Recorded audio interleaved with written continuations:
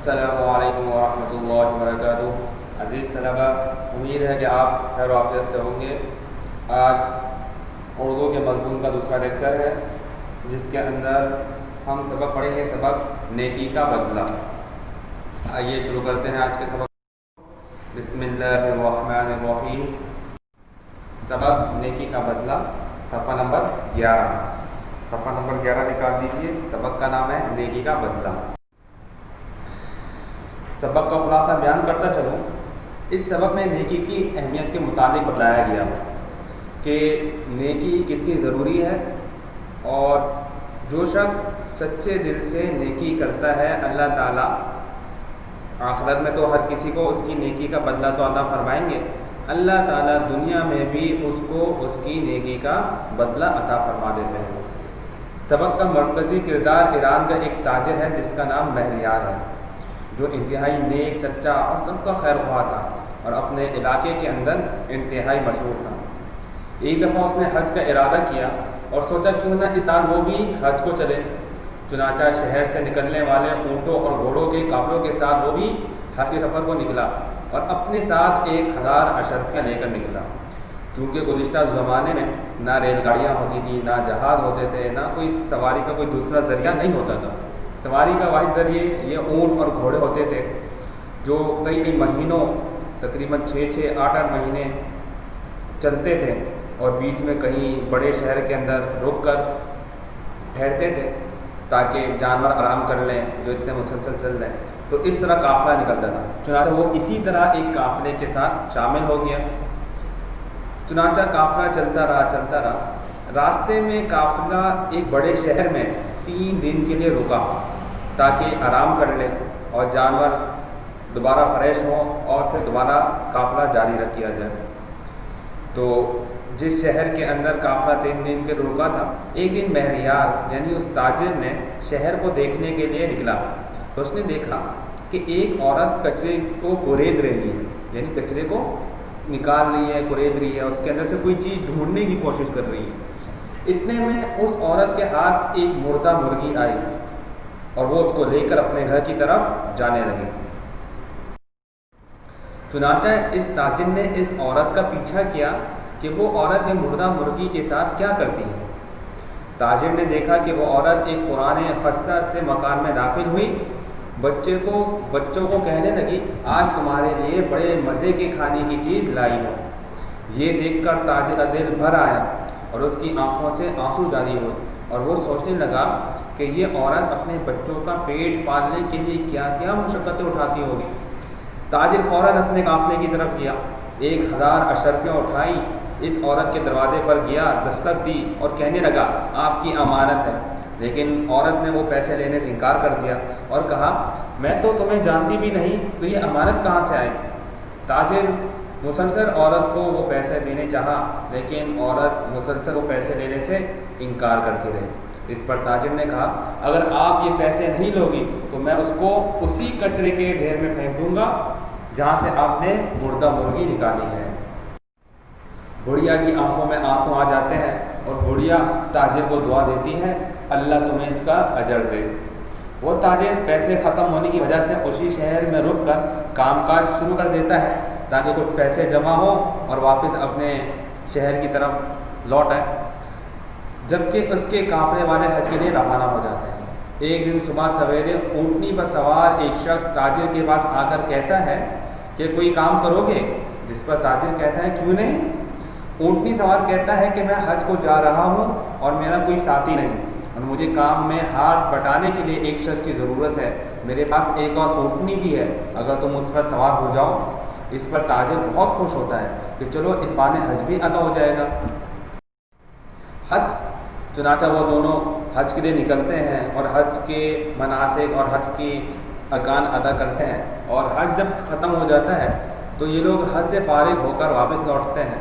جب حج سے فارغ ہو کر اونٹنی سوار تاجر کا شکریہ ادا کرتا ہے، اور 10,000 اشرفیاں تاجر کے ہاتھ میں رکھ دیتا ہے۔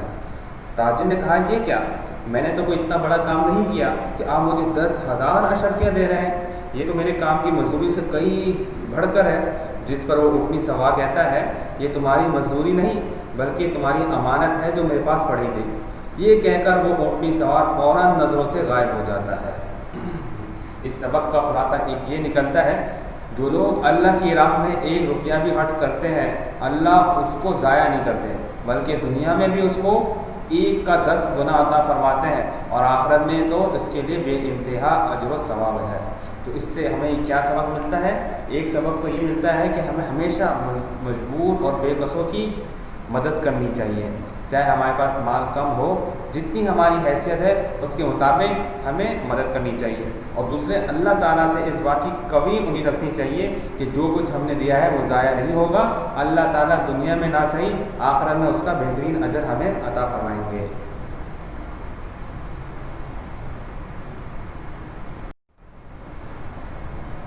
आप आते हैं सबक के चैप्टर की तरफ। जैसा कि तलबा आपको मालूम है, 1 से 5 तक के बच्चों को हम खुद ही रीडिंग कराते हैं। उसके बाद ऊपर की क्लासों को 6, 7, 8, 9, 10 के बच्चे जो हैं वो खुद रीडिंग करते हैं। तो लिहाजा बच्चों, आपसे गुजारिश की जाती है कि आप इस पूरे चैप्टर की और इस पूरे सबक की खुद ही घर में रीडिंग करेंगे, और जो अल्फाज मुश्किल लगें या ना आए उनके नीचे आप लाइन खींचेंगे, और जो वर्ड समझ में ना आए वो आप हमारे सवालात के सिलसिले के दौरान आप हमसे पूछेंगे। अब आते हैं सबक के सवाल जवाब और मुतालिका काम की तरफ। सबक नेकी का बदला। जिस तरह मैंने आपको अपने पहले लेक्चर में बताया कि जब भी कोई चैप्टर शुरू हो, आप उससे पहले चैप्टर का टाइटल पेज बनाएंगे। तो इस चैप्टर का टाइटल पेज क्या होगा? नेकी का बदला। एक पूरे सफ़े पर आप लिखेंगे नेकी का बदला। तो उसके बाद से इस चैप्टर को और इस सबक को शुरू करेंगे। सबसे पहले आप अल्फाज माने लिखेंगे। जैसे मैंने अल्फाज माने के 4 कॉलम बनाए हैं, आप सिर्फ और सिर्फ 2 कॉलम बनाएंगे, ठीक है? अल्फाज और माने बस, और पूरे लाइन से आप अल्फाज माने लिख देंगे। आपके इंशाअल्लाह एक सफ़े के अंदर मुकम्मल अल्फाज माने आ जाएंगे, ठीक है? दूसरे सफ़े से आप सवाल जवाब करना शुरू करेंगे। जैसा कि आपको नज़र आ रहे हैं सवाल जवाब, ये तमाम के तमाम सवाल जवाब आप अपनी कॉपी में जिस तरह नज़र आ रहे हैं उसी तरह आप उतारेंगे। ये और सवाल जवाब हैं उसके, ये भी सारे उतारेंगे। फिर सवाल नंबर 3 है, किताब में दिए गए पैराग्राफ से मुज़क्कर और मुअन्नस अलग अलग करके लिखिए। तो ये आप अलग सफ़े में लिखेंगे, मुज़क्कर मुज़क्कर करके अलग, मुअन्नस अलग, ठीक है? ये सारे आप, मैंने दोबारा 4 कॉलम बनाए हैं, आप 2 कॉलम बनाएंगे, ठीक है? तो इसके बाद ये आपका किताब का काम है। दुरुस्त बयान पर सही का निशान लगाएं। अलिफ, सौदागर ने बुढ़िया को 10,000 अशरफियाँ दी। गलत, सौदागर ने बुढ़िया को कितनी अशरफियाँ दी थी? 1,000। बे, बूढ़ी औरत को कचरे के ढेर से मुर्गी मिली, ठीक है? मुर्गा मुर्गी मिली थी। जीम, गरीब इंसान की मदद करना सबका फ़र्ज़ है, ठीक, ये भी ठीक है। दाल, अजनबी सौदागर को जहाज़ पर हज के लिए ले गया। नहीं, गलत, वो ऊँटी पे लेके गया था। सौदागर ने सराय में कई दिन गुजारे। हाँ, जब वो काफिला चला गया तो वो सराय मतलब जो मुसाफिर खाना होता है, तो मुसाफिर खाने में कई दिन गुजारे। सौदागर ने अमानत कचरे के ढेर पर डालने की धमकी दी। सही है, जो अमानत थी बूढ़ी औरत को देने लगा और बूढ़ी औरत नहीं लेने लगी, तो सौदागर ने कहा कि अगर आप नहीं लोगे तो मैं कचरे के ढेर पर डाल दूँगा। जे, ऊँट सवार ने सौदागर को 2,000 अशरफियाँ दी। गलत, ऊँट सवार ने सौदागर को कितनी अशरफियाँ दी? 10,000। और ये जो काम है ये भी आपने अपनी किताब के अंदर मुकम्मल करना है। नीचे दिए गए जुमलों को दुरुस्त अल्फाज से पुर कीजिए। अलिफ, ये भी फ़र्ज़ है कि दौलत में से कुछ डैश निकाल कर खर्च करो, कुछ रुपया निकाल कर खर्च करो। हाजियों का एक काफ़िला डैश के लिए तैयार हुआ, हज के लिए। इसने डैश अशरफियाँ कमर से बांध ली, 1,000 अशरफियाँ।